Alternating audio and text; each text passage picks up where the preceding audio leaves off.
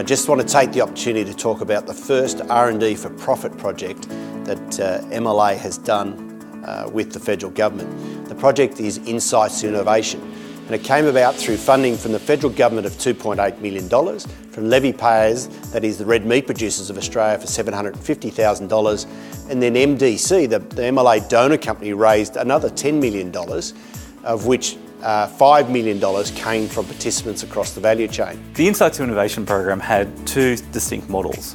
One was about growing young capability within the producer network and building up their skill sets to allow them to actually look at new opportunities, and that was called the Young Food Innovators.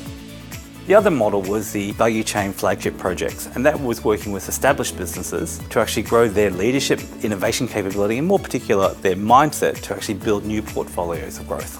Australia enjoys an enormous reputation for our products across the world, but the world's catching up. You can see the innovation that other nations are putting into putting food in front of consumers. And that's what we need to be very conscious of here in Australia, is how we are developing our value chain to be globally competitive.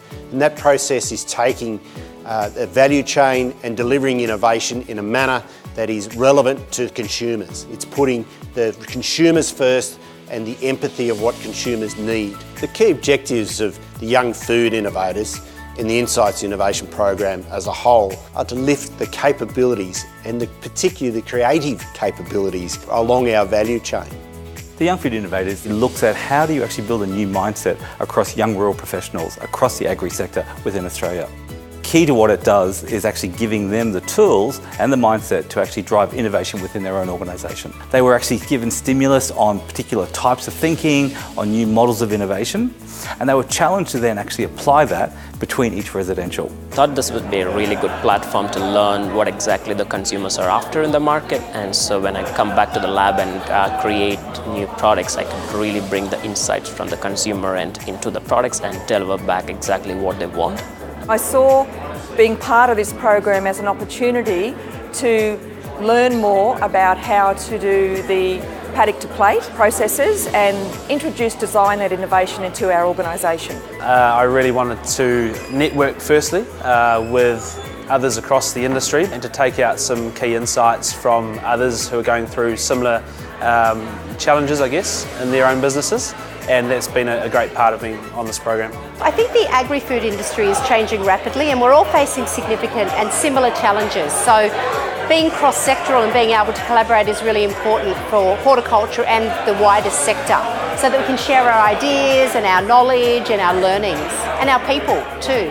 One of the things I took away was, even though with the guys who are meat people, they still have the same problems in their businesses. They're still dealing with consumers, they're dealing with the needs of consumers. They're trying to figure out where to position their products in the market, which it didn't matter if it was beef or horticulture for me. That really shone through. The collaboration with all different industry sectors in terms of the likes of meeting over 65 different speakers going all over Australia and also New Zealand, looking at different opportunities that exist and how people are actually looking at future markets and how people are actually running their businesses was terrific. The core focus of the program was design-led innovation, and I think that theme is now an integral part of my thinking. And everything that I do, the projects that I do, I always have this design-led approach, and that has really helped me to get better results. The greatest learning for the program for me has been to define your problem better, rather than being so solution focused. The part of the program that I enjoyed most or got the most out of was really understanding the design thinking methodology and applying those learnings to I guess, everyday challenges that we come up against. So, really trying to identify the problem before we just go out and start looking at something and designing a business model. And the way I look at something now is completely different to what I used to, purely based on this design-led thinking approach. For our organisation, it was understanding your consumer insights. Understanding what they want is critical to the success of an organisation.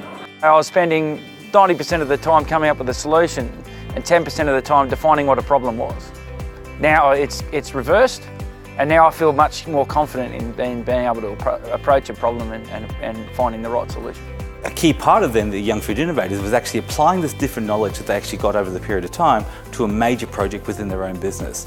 That was actually grounding their understanding, their thinking, and their new tools to an application that they could actually demonstrate what the value would be to their own sector and actually specifically to their own businesses. So my project is around changing the culture within the business to be more innovative and have a design-led approach. Our project was to really find out whether there is a market for high-end lamb. So going down the design-led thinking model, we've interviewed consumers, and yeah, we think there is value in developing a Wagyu equivalent in the lamb industry, and that's where we'll be moving in the future. Pamu has benefited by me being in this program through the project that I've been working on, and so that is the deer milk project. We've had a number of challenges that we've come up against where I've applied design thinking principles to those, and we've come out the other side in a positive position, so it's been really great. The Young Food Innovators program has been instrumental in focusing Yonala farms on the future.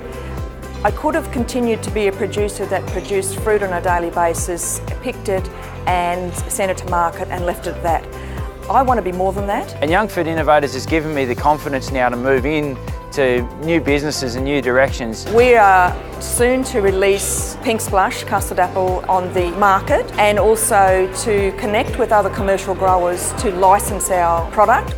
The programs such as the Young Innovators program are fantastic in terms of instilling that thinking around innovation with our young people coming through the industry, and that stands us in good stead then going forward for longevity and ultimately sustainability. The Value Chain Flagship project really was there about working with those established businesses, and we know ensuring established businesses continue to innovate will be critical for the longevity of the sector. The Teys Business Accelerator project was designed to systematically explore four growth opportunities for the business that sat outside business as usual. And what was key to this program was actually building upon their own innovation platforms which they had developed in their organisation, and really taking it up a level to actually look at potential opportunities, disruptions, new business models which they may have not thought about before.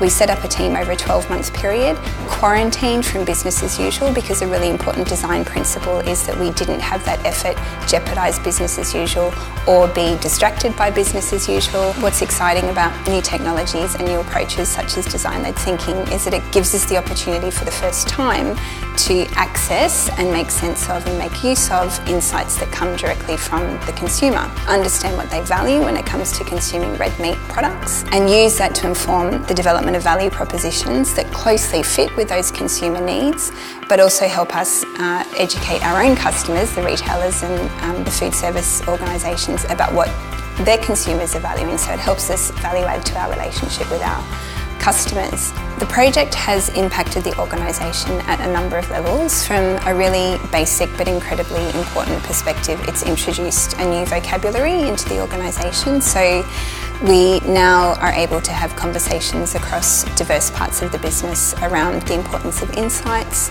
also around a shared definition of what is a business model and what makes a business model successful. The single greatest learning from this project was putting the understanding of the consumer at the centre of everything that we do. So all of our innovation processes now are organised around developing those deep insights into consumer preferences and consumer behaviour. So one of the key learnings for MLA has been that the Australian food sector has many similarities, particularly as we take our product to the world. And the collaboration amongst the RDCs with the federal government funding has delivered attributes that will help all our industries move forward around how we get product to market and increase the efficiencies of our value chain. This project will not sit on the shelf and will become a fundamental part of how our international businesses operate into the future.